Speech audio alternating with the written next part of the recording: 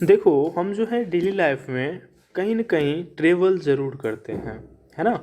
जब ट्रैवल करते हैं तो डिस्टेंस कवर करते हैं। क्या करते हैं? डिस्टेंस कवर कवर कवर करते हैं। ट्रैवलिंग के दौरान होता क्या है, हम एक प्लेस से दूसरे प्लेस पे जाते हैं, है ना? तो ये सब चीज़ होते रहता है। तो ये जो चैप्टर है, मीन्स ये जो क्लास 6 का साइंस चैप्टर 10 है, motion and measurement of distance, ये जो है ना, ये चैप्टर है, हम लोग इसी के बारे में पढ़ने वाले हैं कि जो आज के अर्लीस्ट पीपल थे, मतलब कि जो पुराने, मतलब कि आज से हज़ारों साल पहले लोग कैसे मतलब ट्रैवल करते थे एक प्लेस से दूसरे प्लेस पे, डिस्टेंस क्या होता है, लेंथ क्या होता है, इन सब चीज़ों के बारे में हम कैसे मेजर करते हैं, तो ये सब चीज़ों के बारे में हम लोग डिस्कस करने वाले हैं। तो फर्स्ट ऑफ ऑल हम लोग ट्रांसपोर्टेशन सिस्टम की इवोल्यूशन के बारे में जानने वाले हैं। अब ये क्या होता है ट्रांसपोर्टेशन सिस्टम इवोल्यूशन? तो अगर आप हिस्ट्री पढ़े होंगे क्लास 6 का ही, तो जब हड़प्पा सिविलाइजेशन या फिर हम पढ़ते हैं तो उसमें आप देखे होंगे कि पहले लोग बैलगाड़ी से चलते थे, है ना? अब आप बैलगाड़ी से अगर आप ट्रैवल करते हो तो कितना स्पीड होता होगा, मतलब कि एक दिन में कितना चल जाओगे, आप अंदाज़ा लगा सकते हो। फिर उसके बाद अगर मान लो कि हम बाइक पे आए, मतलब बाइक का इवोल्यूशन, मतलब बाइक एक नया मतलब कि सवारी बन गई, उससे हम थोड़ा सा और मतलब कि उससे स्पीड जा सकते हैं। ट्रेन से अगर जाओ तो उसमें बहुत सारा आदमी एक ही बार बहुत ज़्यादा सामान एक बार में मतलब कि एक जगह से दूसरी जगह चला जाता है। अगर आपको जल्दी जाना है तो आप एरोप्लेन से जस्ट 1 घंटे में कहीं से कहीं चले जा सकते हो। तो ये सब क्या है? ये ट्रांसपोर्ट सिस्टम का इवोल्यूशन है। इवोल्यूशन मतलब क्या हो रहा है, हमारा टाइम ज़्यादा बच रहा है, हम बहुत जल्द ही एक जगह से दूसरी जगह चले जा रहे हैं। तो आखिर ये होता क्या है? तो ट्रांसपोर्ट क्या होता है पहले हम लोग ये देखेंगे। तो transport is a mechanism by which thing is carried from one place to another, मतलब कि एक जगह से दूसरी जगह ले जाने का जो मैकेनिज्म होता है ना, उसे हम लोग क्या बोलते हैं? ट्रांसपोर्ट बोलते हैं, ठीक है। In the earliest time, land transport was done using animals or human bags, while water transport was done on hollow wooden logs or simple wooden boats। मतलब कि जब हम अर्लीस्ट की बात करते तो पहले लोग क्या करते थे, आदमी ही अपने पीठ पे बोझ लेके एक जगह से दूसरी जगह जाते थे, या फिर एनिमल्स की पीठ पे लेके जाते थे। देखते होंगे अभी भी गधा के ऊपर क्या करते हैं, बहुत सारे सामान लाद के लोग जाते हैं। और पानी के थ्रू छोटा मोटा बोट होता था, है ना, नाव, या फिर मतलब कि जो खाली उड़ेन, उड़ेन मतलब लकड़ी होता है ना, ये मान लो कि लकड़ी का जो ये है, इसके बीच में होल कर देते थे, या फिर होलो उड़ेन के पे वो लोग क्या करते थे, बैठ के पानी के थ्रू एक जगह से दूसरी जगह जाते थे, या फिर ऊड काट का वो लोग यूज करके जाते थे, जिस तरह से ये है। लेकिन आज के ज़माने में, मतलब after the invention of wheel, bullock carts, chariots, camel carts were developed were animal use to pull vehicles. जब व्हील की इन्वेंशन हुई, व्हील मतलब चक्का, इसका इन्वेंशन हुआ, तो लोगों ने बुललॉक कार्ट्स, कैरियोट्स, कैरियोट्स मतलब रथ, कैमल कार्ट्स, है ना, ये सब चीज़ मतलब कि लोग यूज करना स्टार्ट कर दिए, जिसमें कि एनिमल्स को ना, ये जो व्हीकल होता था ना, इसको खींचना होता था और इसको गधे से कनेक्ट कर देता था। ये जब आगे जाते थे इसको क्या कर लेते थे, खींच लेते थे आगे। मतलब कि ट्रांसपोर्टेशन मतलब थोड़ा सा क्या हुआ, इन्वॉल्व मतलब डेवलप किया थोड़ा सा ट्रांसपोर्टेशन। इसमें क्या होता था, पहले के जो लोग मतलब कि जो इस तरह का ट्रैवलिंग करते थे, इसमें ज़्यादा सामान लेके नहीं जा सकते थे, लेकिन इस टाइप के ट्रैवलिंग में क्या करते हैं, बहुत ज़्यादा सामान लेके जा सकते हैं। ये तो इसके आगे वाला स्टेप है। इसके आगे वाला stop, transport then involve in 19th and 20th century, the bus, trains, car, aeroplane, lets, jets, steam and motor boats etcetera. मतलब कि जब 19 एंड 20 सेंचुरी में क्या हो गया, ये और ही डेवलप कर गया, क्या कर गया, बहुत ज़्यादा डेवलप कर गया। इसमें ट्रेन, बस, मतलब कि बोट, मतलब बड़ा बड़ा जहाज़, एरोप्लेन, ये सब चीज़ डेवलप्ड हो गई, जेट डेवलप्ड हो गई। और आप देख सकते हो कि मतलब आप हम लोग कहीं से जस्ट मतलब बहुत जल्दी ही एक प्लेस से दूसरे का प्लेस जा सकते हैं। तो इस तरह से ट्रांसपोर्ट का क्या हुआ, इवोल्यूशन हुआ, है ना। तो हम लोग अगले पॉइंट पे जाते हैं, लेंथ एंड डिस्टेंस क्या होता है। देखो, जब हम ट्रांसपोर्ट करते हैं, मतलब कि इस प्लेस से इस प्लेस पे जाते हैं, हम लोग क्या किया, अपना पोजीशन चेंज किए। पहले पोजीशन मतलब यहाँ से गए, निकले हम, यहाँ से पहुँच गए, तो हम क्या कर रहे हैं, यहाँ पे पोजीशन चेंज कर रहे हैं, ठीक है। अब ये पोजीशन क्या होता है, पोजीशन चेंज किए तो इसमें क्या होगा कि हम एक प्लेस से दूसरे प्लेस पे गए, अब देखो कि एक प्लेस से दूसरे प्लेस के बीच में जो कुछ तो कुछ फासला होगा ना, तो यहीं पे दूसरा प्लेस भी तो नहीं है, ये यहाँ है और ये यहाँ है, तो इसके बीच का जो फासला है ना उसे डिस्टेंस कहते हैं। हम लोग यहाँ पे आप बता दो, जिस तरह से हम लिखेंगे इस तरह से, length tells us how long object is while distance gives the information how far two things are there. मतलब कि लेंथ ये बोलता है कि कोई भी चीज़ कितना लंबा है, जैसे कि टेबल है ना, टेबल कितना लंबा है ये कौन बताएगा, लेंथ बताएगा। लेकिन ये प्लेस और ये प्लेस आपस में कितने दूर है ये कौन बताता है, डिस्टेंस बताता है ना। ये डिफरेंसेस होती है लेंथ एंड डिस्टेंस में। Before the invention of scales, मतलब कि स्केल का जो आप देखे होंगे, जब आपके पास ज्योमेट्री बॉक्स होगा तो उसमें इस तरह का एक स्केल होता है ना। आप जब स्केल का इन्वेंशन नहीं हुआ था तो उससे पहले length was measured with the help of random wooden stick, hand और थ्रेड्स। तो जब इस तरह का मतलब कि स्केल का इन्वेंशन नहीं हुआ तो पहले लोग क्या करते थे, कोई सा भी लकड़ी का टुकड़ा उठाते थे और उससे क्या करते थे, उसे मेजर कर लेते थे। अब क्वेश्चन ये होता है कि मेजर कैसे कर लेते थे सर, तो वो लोग करते क्या थे, जैसे कहाँ पे एग्जाम्पल दिया है कि 2 लकड़ी का टुकड़ा लिया, उठा लिया और इसमें देखा कि भाई 2 लकड़ी इतनी, ये जो लकड़ी का लेंथ है मतलब इतना इतना 2 ठो लकड़ी मिलाते हैं तो इसका लेंथ हमको आ जाता है। अगर का मान लो कि ये घर है, घर में हमको फिट करना है तो इसका जो है यहाँ पे हमको टेबल अगर फिट करना है तो हम ये लकड़ी को उठा के लेके जाएंगे और यहाँ से यहाँ तक और यहाँ से यहाँ तक मेजर करेंगे। अगर ये लकड़ी 2 बार इसमें फिट हो जा रही है, एक बार एक लकड़ी, 2 लकड़ी, 2 लकड़ी फिट हो गया मतलब टेबल में क्या हो जाएगा, उसमें फिट हो जाएगा। इस तरह से वो लोग क्या करते थे, मेजर करते थे। वहाँ भी वो लोग लकड़ी भी यूज करते थे, हाथ का भी यूज कर लेते थे, है ना। अभी भी हम वो देखते होंगे 2 हाथ 4 हाथ लंबा है ना। उसके बाद लोग थ्रीड का मतलब कि यूज़ करने लगे। थ्रीड मतलब धागा। लोग आजकल हम देखते हैं क्या, अभी आजकल भी हम ऐसा मतलब टेक्नोलॉजी यूज़ करते हैं, इसका ऐसा नहीं ये सब हम छोड़ चुके हैं, हम लोग भी कभी भी यूज़ करते हैं। उसमें वो लोग हम लोग क्या करते थे, यहाँ से धागा लेते हैं और यहाँ से यहाँ तक धागा को देख लेते हैं, सेम ले जा क्या करते हैं, इस धागा को हम यहाँ तक कर देते हैं, है ना। तो इस तरह से पहले के लोग क्या करते थे, लेंथ को मेजर करते थे। Similarly distance were measured और time taken to reach from the place to another.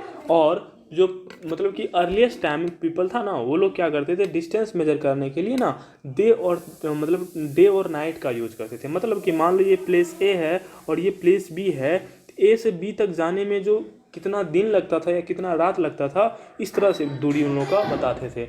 मतलब कि बताते थे कि ए से बी जाने में कितना मतलब दिन लगा, यही क्या हो जाएगा, इसका दूरी बता देगा। ए से बी तक जाने में कितना रात लगता है तो ये दूरी बता, मतलब कि 2 रात का रास्ता है, 2 दिन का रास्ता है। इस तरह से पहले के टाइम में क्या होता था, डिस्टेंस मेजर की जाती थी।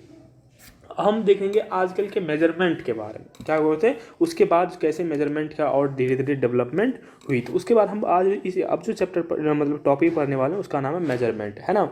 मेजरमेंट होता क्या है, तो measurement is comparison and a non quantity with a non quantity.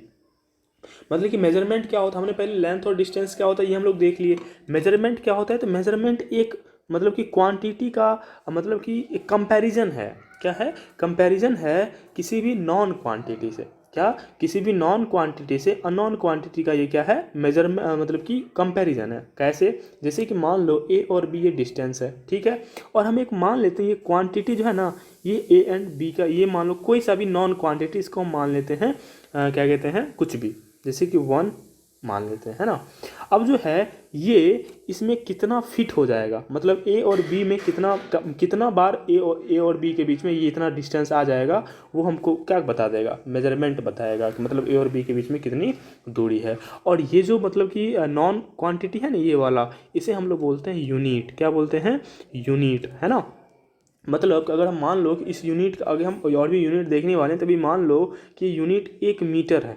क्या है यूनिट, कि ये लेंथ 1 मीटर है, तो 1 मीटर वाला टुकड़ा कितना आ जाएगा इसमें, यही तो कंपैरिजन है।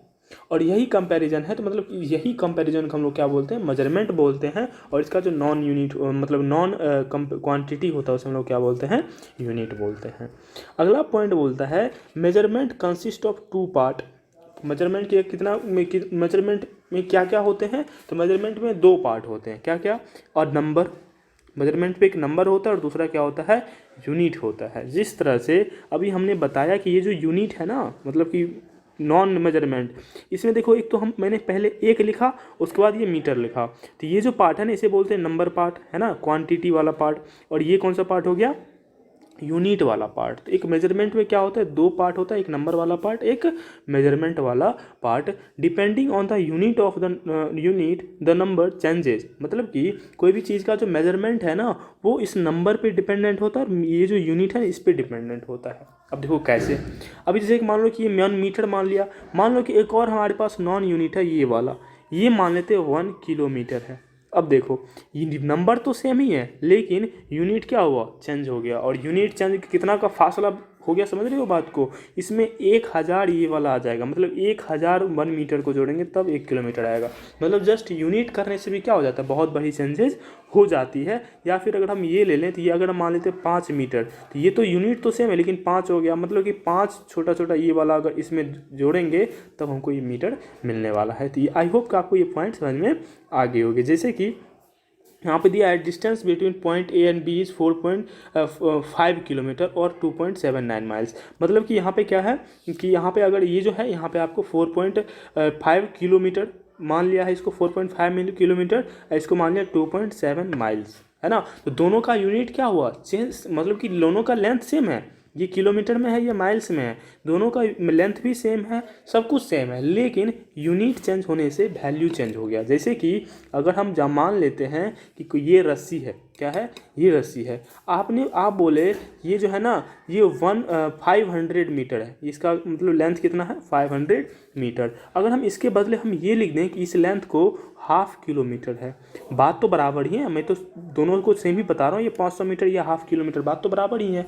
इससे क्या होता है, ये शॉर्ट में हो गया, ये अलग यूनिट के बेसिस पे हो गया, ये अलग यूनिट के बेसिस पे मेजरमेंट आपको बता रहा है ना। अगला पॉइंट है, इफ़ द लेंथ और distance is measured by the length of foot of a person then the same length और distance will have different value as the length of foot different people are differ slightly. अगर हम मान लेते हैं कि अगर किसी की पैर से, जैसे कि मान लो कि किसी के पैर, हम लोग अभी भी बहुत जगह देखे होंगे कि मेजरमेंट होती है कि कदम से मतलब कि एक डेग भी होता है, कदम जिसे बोलते हैं, 1 कदम 2 कदम, इस तरह से मेजरमेंट की जाती है। ये जो मेजरमेंट है ना ये कम्प्लीटली मतलब कि गलत है, क्योंकि ये क्या हो सकता है कि पर्सन टू पर्सन चेंज हो सकते हैं। ये जो हम लोग पैर से देखे होंगे कि आजकल भी गाँव में मेजरमेंट होती है, पैर से मेजर करते हैं वो लोग, ये क्या है, गलत है। अब गलत क्यों है भाई, अब देखो कि सभी आदमी का पैर बराबर तो होता नहीं है। अब इसके पैर देखो सेम डिस्टेंस सेम है, इसमें देखो इसका छोटा पैर है तो 4 पैर आ गया, बोलेगा कि ये डिस्टेंस के बीच में कितना डिस्टेंस है तो 4 पैर बोल दिया। अब वही कोई ऐसा बंदा मेजर कर रहा है जिसका पैर थोड़ा सा बड़ा है, अब वो मेजर कर बोलेगा 3 ही। अब देखो कॉन्ट्राडिक्शन तो स्टार्ट हो गया भाई कि आप तुम्हारे हिसाब से 4 था, मेरे हिसाब से 3 ही है, मतलब तुम गलत बोल रहे हो, है ना। लेकिन अगर एक्चुअल में देखें तो लेंथ क्या है, सेम है। तो हमको ये सब जो मेजरमेंट था ना एनसेट वाला, ये ना एक एक्यूरेट नहीं था, मतलब कि ये जो पुराने ये सब जो मेथड है ना ये मेथड एक्यूरेट नहीं है। इससे क्या हो सकता है, कॉन्ट्राडिक्शन ऑब्वियस ये होगी, क्योंकि पर्सन टू पर्सन पैर का लेंथ क्या होता है, चेंज होता है। किसी को 3 नंबर का जूता होता है और किसी के 10 नंबर का जूता होता है। अब सबको सेम कर दोगे तो फिर कैसे होगा, दिक्कत वाली बात है। उसका अगला पॉइंट है, ancient time cubit length from elbow to finger tips foot distance between outstanding arm and chain were taken as unit of length. मतलब पहले के ज़माने में मतलब कि क्यूबिट बोलते हैं और हम लोग इसको क्या बोलते हैं, हाथ बोलते हैं ना, 1 हाथ 2 हाथ। तो क्यूबिट पहले के ज़माने में क्या होता था, क्यूबिट होता, जैसे हम लोग हिंदी में हाथ बोलते हैं। उसको डिफाइन कैसे करेंगे, length from elbow to inner piece, मतलब कि ये क्या है, आपका हैंड है, तो ये हैंड है, ये शोल्डर है, ये एल्बो है और ये फिंगर टिप्स है। इसे बोलते हैं ना 1 हाथ 2 हाथ, इस तरह से मेजरमेंट करते हैं। इसे पहले के ज़माने में क्यूबिट बोला जाता और पहले के ज़माने में इसका यूज करते थे। फुट का वो लोग यूज करते थे, पैर कदम से वो लोग मेजरमेंट करते थे, है ना। और ये सब पहले के ज़माने में क्या था, यूनिट था मेजरमेंट करने का, है ना।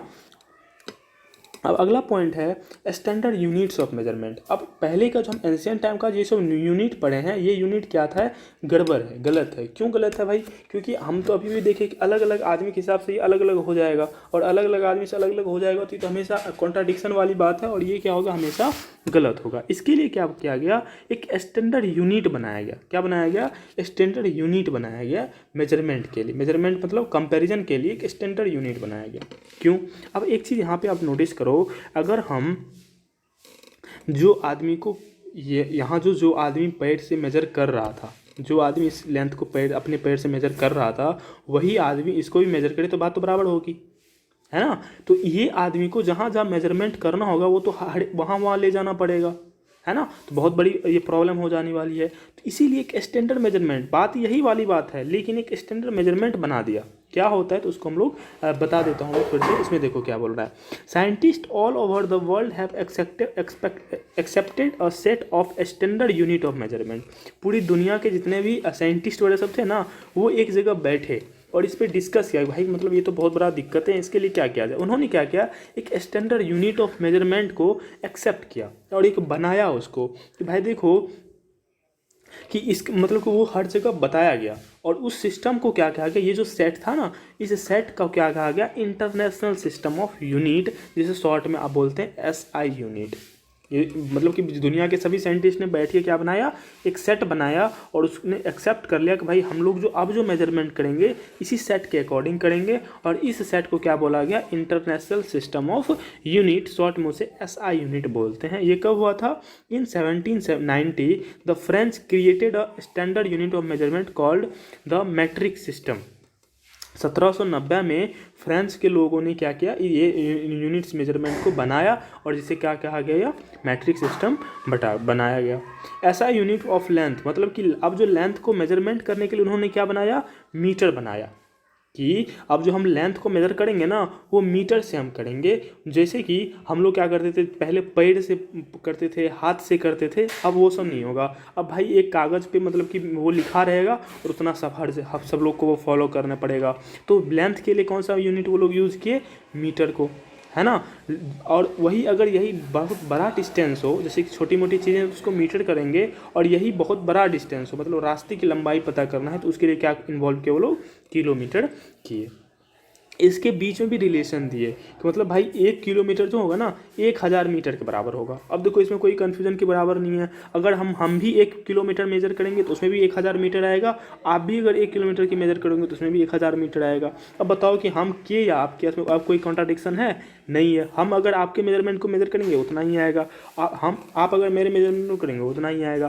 तो ये जो सिस्टम था, इसी सिस्टम को सभी लोग ने एक्सेप्ट कर लिया और इसको क्या कहा गया, इंटरनेशनल सिस्टम, जैसे कि आपको यहाँ पे दिया गया है। आप देखते होंगे ज्योमेट्री बॉक्स में इस टाइप का दिया है, और भी इसके अलग अलग लेवल पे होता है। उसी तरह से और भी छोटे डिस्टेंस के लिए, अब किलोमीटर तो बहुत बड़ा डिस्टेंस हो जाता है, मीटर भी थोड़ा बहुत डिस्टेंस बड़ा हो जाता है, तो और भी छोटे डिस्टेंस को मेजर करने के लिए क्या लाया, सेंटीमीटर। वो ये बता दिया कि 100 सेंटीमीटर मिलके बनाएगा 1 मीटर, मतलब कि 1 मीटर से क्या हो गया, सेंटीमीटर छोटा हो गया। सेंटीमीटर भी थोड़ा सा लंबा हो गया, तो उसके लिए क्या लाया, मिलीमीटर। उन्होंने ये बताया कि 1 सेंटीमीटर में ना 10 मिलीमीटर होगा। अब कहीं पे भी आप जाओ, ये हर जगह क्या होगा, फॉलो होगा। अब कहीं पे किसी को दिक्कत नहीं, और इस तरह से हम लोग फॉलो कर सकते हैं। तो इस तरह से मेजरमेंट स्टैंडर्ड यूनिट बनाया गया। आई होप कि आपको पूरा मतलब सब पूरा क्लियर हो गई। अब हम पढ़ेंगे कि अब हम करेक्ट मेजरमेंट करेंगे कैसे। अब देखो कि हमको तो अगर ये भी है ना, मतलब कि ये हमको मिल गया, जैसे कि हमको ये तो अब पता चल गया कैसे, मतलब कि हमको क्या क्या इसका कॉन्सेप्ट है, लेकिन कॉन्सेप्ट यूज ही करने नहीं आया। जैसे कि मान लो कि सब्ज़ी बनाने के लिए जो जो मसाले होते हैं वो आपको दे दिया, सब्ज़ी बनाने का जो मसाले होते हैं आपको क्या दे दिया, लेकिन अगर आपको कौन सा मसाला कब और कितना अमाउंट में देना है वो आपको पता ही नहीं है, तो क्या सब्ज़ी अच्छा बनेगा। सेम कंडीशन यही होने वाली है। आपको तो सब कुछ दे दिया भाई कि इस तरह से मेजरमेंट होगी, लेकिन इसको मेजर कैसे करना है ये अगर आएगा ही नहीं तो फिर हम क्या कर देंगे, गलत कर देंगे। तो उसके लिए ना आपको एक यहाँ पे मेथड बताया गया है कि हम लोग कैसे करेक्ट मेजरमेंट कर सके। तो यहाँ पे आपको बताएगा, वो हम एक लाइन बाय लाइन पढ़ेंगे। Below are the few point that need to follow for taking correct measurement. Correct measurement के लिए ना हम लोग अभी जो स्टेप पढ़ने वाले हैं, ये सब स्टेप आपको फॉलो करना चाहिए, है ना। Use appropriate measuring instrument, for example for measuring length of a smaller state like object pencil और 15 inch scale should be use. मतलब ये कह रहा है कि हमको क्या करना चाहिए, मेजर करने के लिए अप्रोप्रिएट इंस्ट्रूमेंट लेना चाहिए। ये क्या होता है भाई, जैसे कि अगर मान लो ये एग्जांपल में दिया, ये पेंसिल को हमको क्या करना है, मेजर करना है। अब इस पेंसिल को मेजर करने के लिए मान लो कि 1 किलोमीटर वाला फीता लेके आते हैं, जिसमें कि 1 किलोमीटर 2 किलोमीटर 3 किलोमीटर लिखा हो। अब उससे मेजर करेंगे तो इससे तो पता ही नहीं चलेगा भाई ये कितना किलोमीटर का है, क्योंकि ये किलोमीटर में तो आएगा ही नहीं, क्योंकि बहुत ही छोटा होता है। अगर हम मीटर भी स्केल भी ले लेते हैं तो मीटर स्केल से भी नहीं होगा। इसीलिए कौन सा मेजरमेंट कर रहे हो आप, ये डिपेंड करता है कि उस पर कौन सा इंस्ट्रूमेंट लगेगा। मतलब कि कोई भी चीज़ को मेज़र करने के लिए हर एक सभी इंस्ट्रूमेंट यूज नहीं कर सकते हो, है ना। क्यों नहीं कर सकते अभी हम देखें। जैसे कि मान लीजिए 1 मीटर वाला लेंथ है, यहाँ पे लिखेगा 0, यहाँ लिखेगा मीटर। अब इसके बीच में पेंसिल तो आएगा, 1 मीटर से छोटा ही होता है पेंसिल, ये तो हम अंदाज़ा लगा सकते हैं। अब पेंसिल यहाँ तक आया, अब ये कितना है हमको पता कैसे चलेगा। इसके लिए हम लोग जिस तरह से इसके लिए कौन सा यूज़ करेंगे, सेंटीमीटर। सेंटीमीटर में हर एक बार लिखा होता है कि 15 सेंटीमीटर का, 12 सेंटीमीटर का। तो पहला मतलब स्टेप क्या है, इंस्ट्रूमेंट चूज करना है कि हमको कौन सा इंस्ट्रूमेंट से क्या चीज़ मेजर करना है।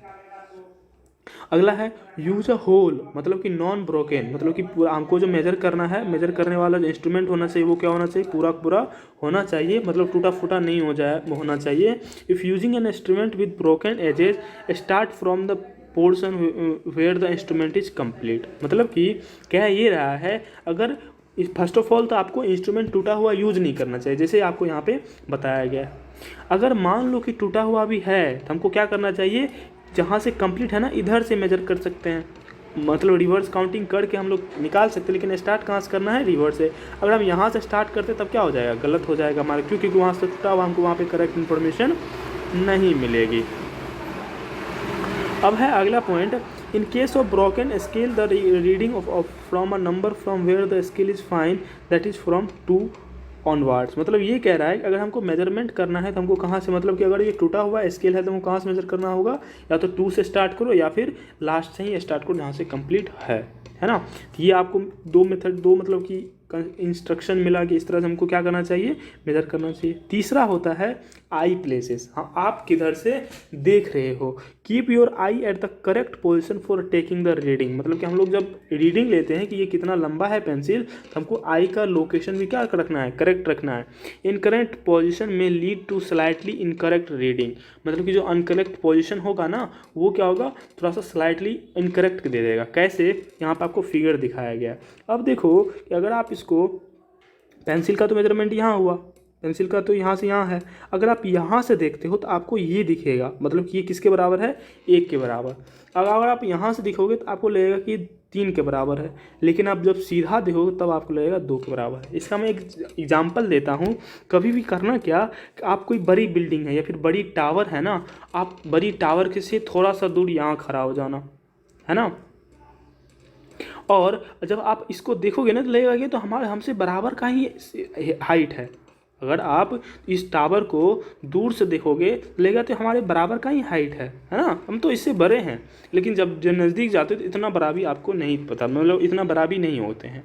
किसका प्रॉब्लम भाई, देखने का प्रॉब्लम है। हम दूर से देख रहे हैं और हम इसके टॉप को देख रहे हैं अपने सर से, मतलब इस तरह से लगता है हम तो बराबर ही हैं इससे, मतलब हम थोड़ा सा बड़ा ही फील करते हैं।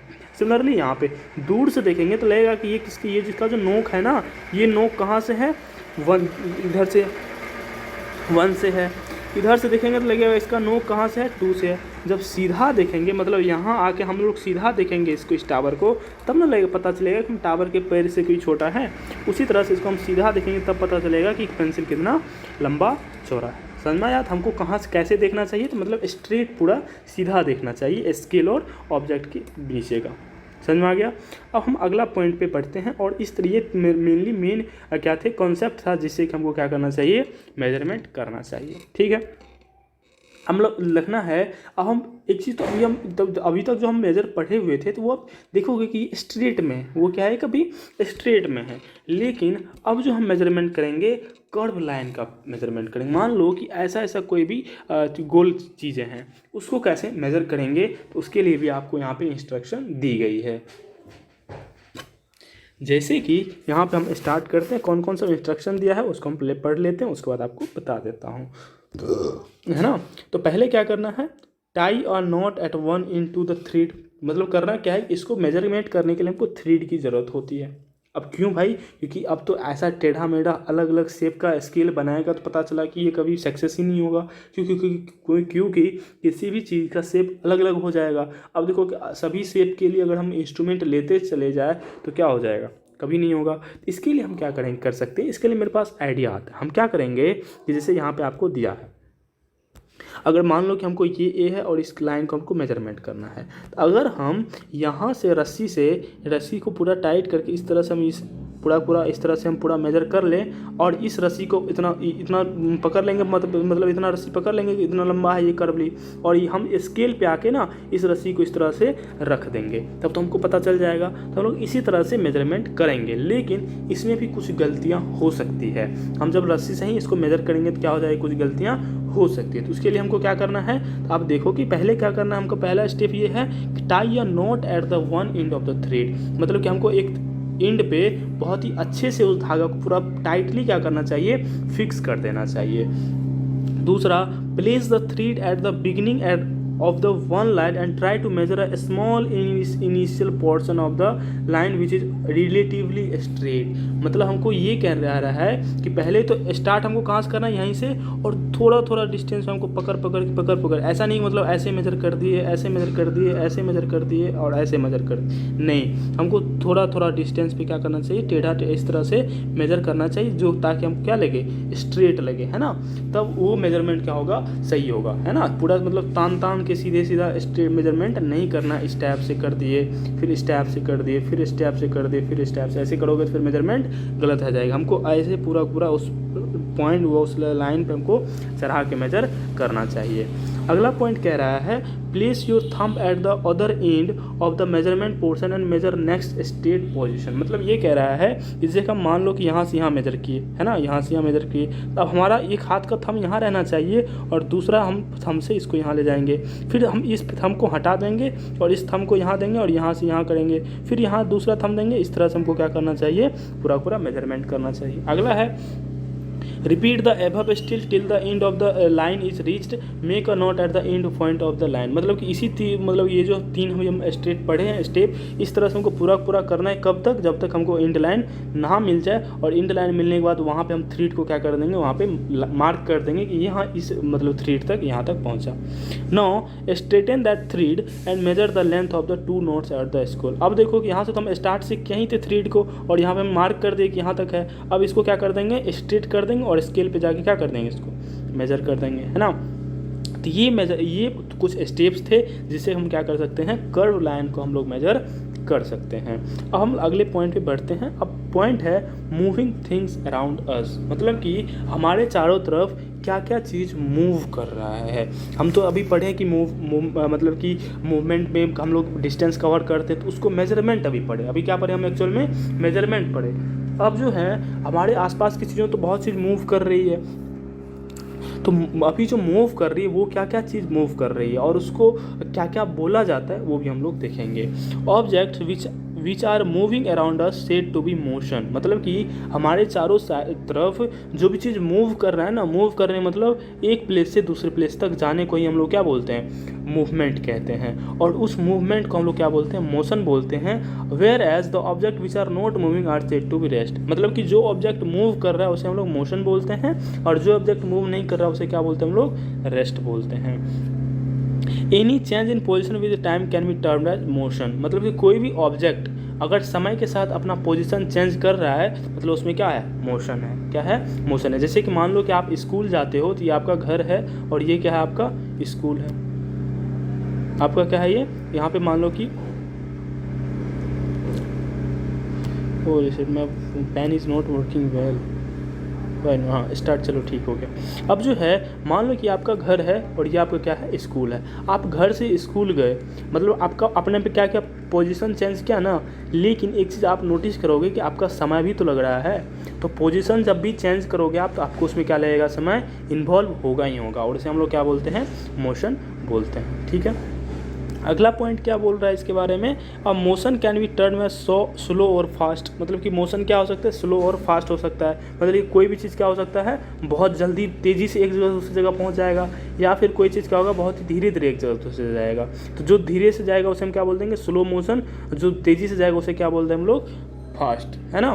Based on the distance it covers on a specific amount of time, मतलब क्या कि कोई भी जो मोशन है वो या तो स्लो होगा या फास्ट होगा, उसको हम कैसे पता करेंगे, तो उसको पता करने के लिए ना, अगर स्पेसिफिक अमाउंट ऑफ डिस्टेंस, मतलब कि जैसे मान लो कि 1 किलोमीटर है, ये मान लो 1 किलोमीटर है, अगर कोई ऑब्जेक्ट इसे 5 मिनट में कवर करता है और कोई दूसरा ऑब्जेक्ट इसको 15 मिनट में कवर करता है, तो फास्ट कौन है? यही है ना, जो कम समय में सेम उसी डिस्टेंस को कम समय में कवर करे और उसी डिस्टेंस को कोई ज़्यादा समय में कवर करे, तो ज़्यादा समय लेने वाले को हम लोग स्लो मोशन वाले ऑब्जेक्ट कहेंगे, और जो कम समय में कवर करेगा उसे हम लोग स्मॉल मतलब कि फास्ट मोशन वाले ऑब्जेक्ट कहेंगे, है ना।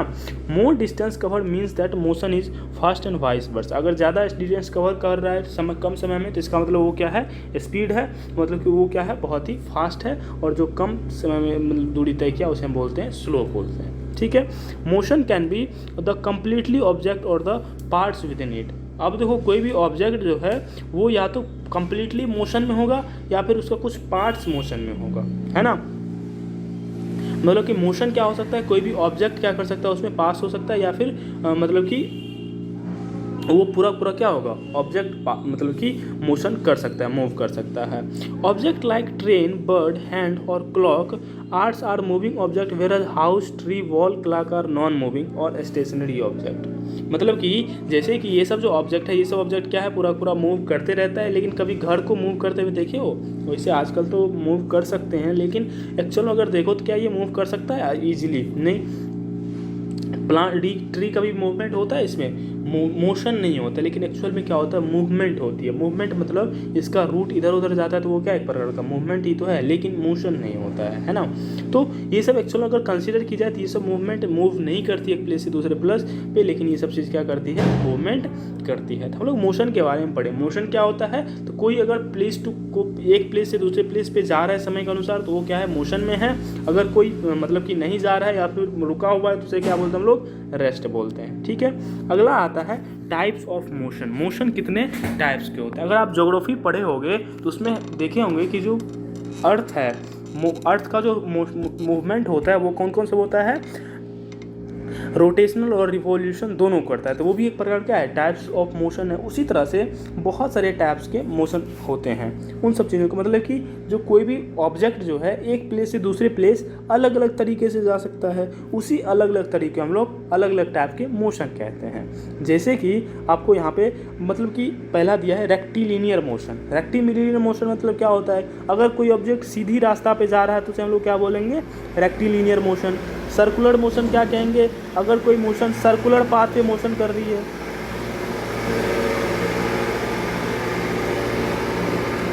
अगर कोई ऑब्जेक्ट सर्कुलर पाथ पे मोशन कर रही है तो उसे हम लोग क्या बोलते हैं? सर्कुलर मोशन बोलते हैं, है ना। जिस तरह से आपका क्लॉक हो गया, अगर कोई सीधी रास्ता पे जा रहा है या फिर सीधी रास्ता पे एक जगह से दूसरी जगह जा रहा है तो उसे हम बोलते हैं रेक्टिलिनियर मोशन। कोई अगर सर्कुलर पाथ पे एक जगह से दूसरी जगह जा रहा है तो उसे क्या बोलते हैं हम लोग? सर्कुलर मोशन, है ना। अब सर्कुलर मोशन का भी एक टाइप होता है जिसे हम लोग रोटेशनल मोशन कहते हैं। उसको क्या होता है? तो type of circular motion where an object spin at on its axis, उसे क्या बोलते हैं हम लोग? Rotational motion. याद होगा कि जब अर्थ क्या बोला मैंने कि रोटेशन और रिवॉल्यूशन दोनों करता है। तो रोटेशन क्या होता है? तो जब कोई चीज़ अपने एक्सिस पे मूव कर रहा है, मतलब घूम रहा है, तो उसे क्या बोलते हैं हम लोग? रोटेशनल। और कभी किसी भी चीज़ के अराउंड घूम रहा है तो उसे क्या बोलते हैं हम लोग? रिवॉल्यूशन। तो अर्थ जो है सन के चारों तरफ घूम रहा है उसे, इसीलिए उसे क्या बोलते हैं? रिवॉल्यूशन। और अर्थ अपने एक्सिस पे भी मूव कर रहा है जिसे हम लोग बोलते हैं रोटेशन। इसके कारण दिन और रात होती थी, और इसके कारण क्या होता था? सीजन चेंज होता था। तो रोटेशन क्या होता है? अगर कोई चीज़ स्पिन कर रहा है अपने एक्सिस पे ही तो उसे हम लोग क्या बोलते हैं?